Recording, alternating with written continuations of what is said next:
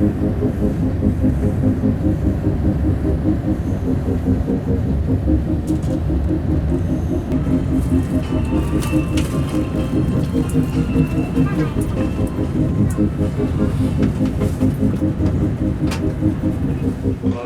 가처분까지 포함한 10여 년 시간이 흘렀고요.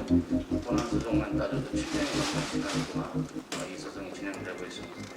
결국 이 사건 제1심에서의 쟁점은 원고가 불상의 소유자인지 그리고 원고가 외구에 의하여 불상을 약탈당하였는지가 핵심적인 쟁점이었습니다.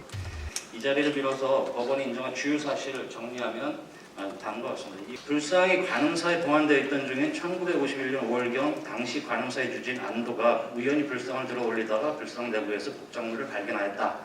복장물로는 각종 만다라와 후령, 관음, 결연문, 목합 등이 있었다. 결연문에는 남성부주, 구려국 서주 부석사 당주 관음 주성 결연문이라는 제목과 함께 철력 3년 서기 1330년 2월이라는 불상의 조성 연월과 시주자 32명 이름이 기재되어 있다. 불상은 1330년 서산에서 제작된 후 1526년경 이전에 일본으로 이동되었다고 추정된다.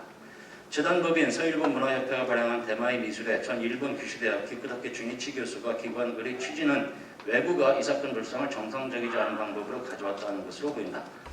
고려사에 보면 1352년부터 1381년까지 5회에 걸쳐 외구들이 현지 서산 지역을 침입하였다는 기록이 있고 대마도 향토사학자 등이 발견한 대마도의 자연과 문화에도 역시 그 무렵 외구들이 서산 지역을 침탈한 사실이 있다는 내용이 기재되어 있다.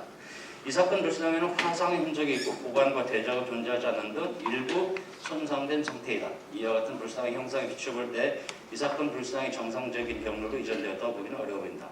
이상과 같은 사실관계 인정에 터잡아서 제1심법원은 원고의 손을 들어줬던 것입니다.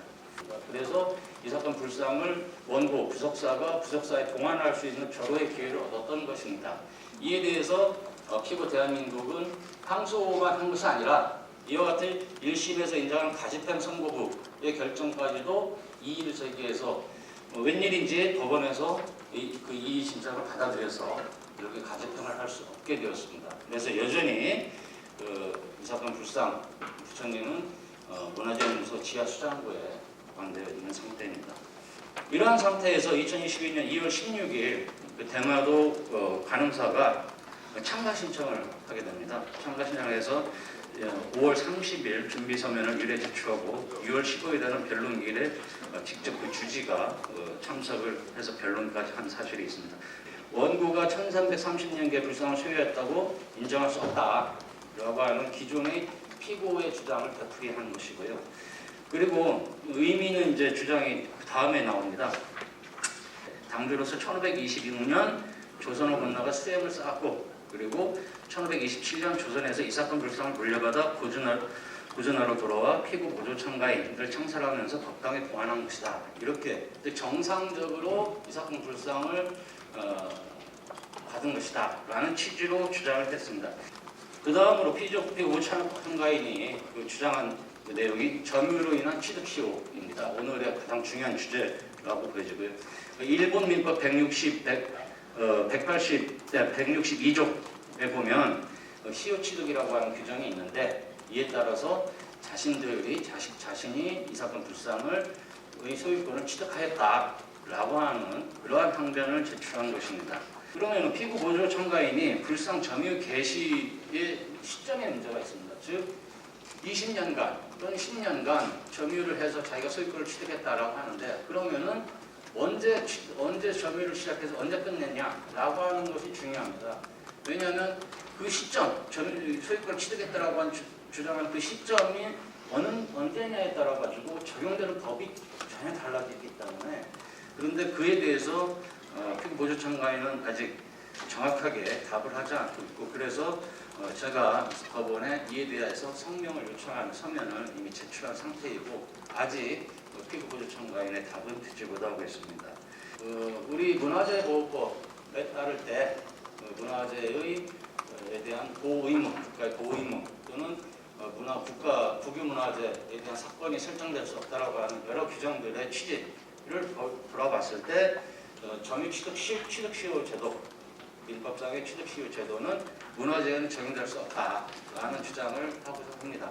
물론 이에 대한 주장이 예전에 한 번 있었고 그에 대해서 부산지방법원에서 이에 대해서 불가능하다. 즉 문화재에 대해서도 점유취득 시효자들은 인정돼야 된다라는 하급심 판례가 좀 하지만 아직 대법원의 판단은 존재하지 않는 상황이라서 이에 대해서 한번 주장을 해보고자 합니다. 국제적인 관계에 관해서 어느 나라 법을 적용할 것이냐라고 하는 것이 이제 중국법인데 피고 무죄 참가인 즉 대마록 가능사는 일본 민법을 적용해서 자기들이 주장하는 시효취득에 대해서 판단해야 된다라고 주장을 하고 있습니다.